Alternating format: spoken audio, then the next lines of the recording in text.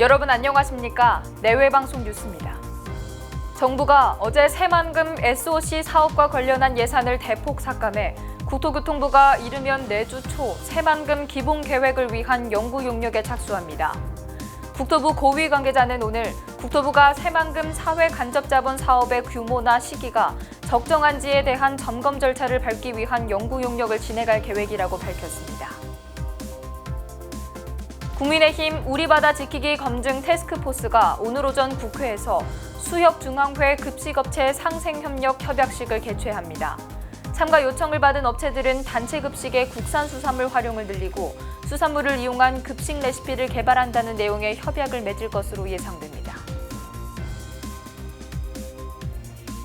윤석열 대통령이 총선 국면을 앞둔 상황이지만 매표용 예산은 없이 건전재정 기조를 유지하겠다고 밝혔습니다. 윤 대통령은 지난 29일 용산 대통령실에서 선거 매표 예산을 배격해 절약한 재원으로 서민과 취약계층 그리고 사회적 약자를 더욱 두텁게 지원하겠다고 강조했습니다. 미국 백악관이 김정은 북한 국무위원장이 한미일 정상을 향해 깡패 우두머리라고 비난한 발언에도 대화 채널은 열려 있다는 입장을 밝혔습니다.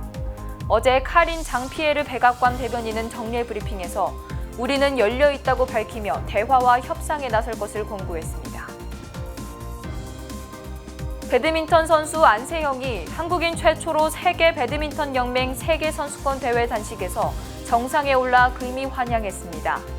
세계 랭킹 1위의 세계선수권까지 명실상부 최강자의 자리에 올라선 안세영은 그랜드슬램을 다음 목표로 제시하며 포부를 드러냈습니다. 정부가 새만금 SOC 예산을 삭감한 가운데 국토교통부가 이르면 다음 주 초에 사회 간접자본 적정성을 점검하는 연구 용역에 착수합니다.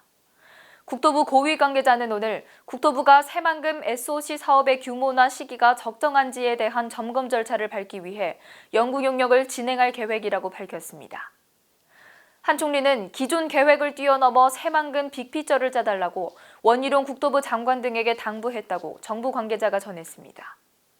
새만금 개발 사업에는 윤석열 정부 들어서도 민간자본 사업 투자가 이루어졌으며 올해 안에 남북도로 공사가 마무리되는 등 일부 진척이 이루어졌습니다.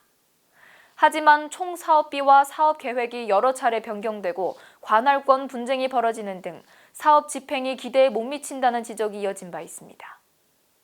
국민의힘 우리 바다 지키기 검증 태스크포스가 오늘 국회에서 수협중앙회 급식업체 상생협력 수산물 소비 활성화를 위한 상생협력 협약식을 개최합니다.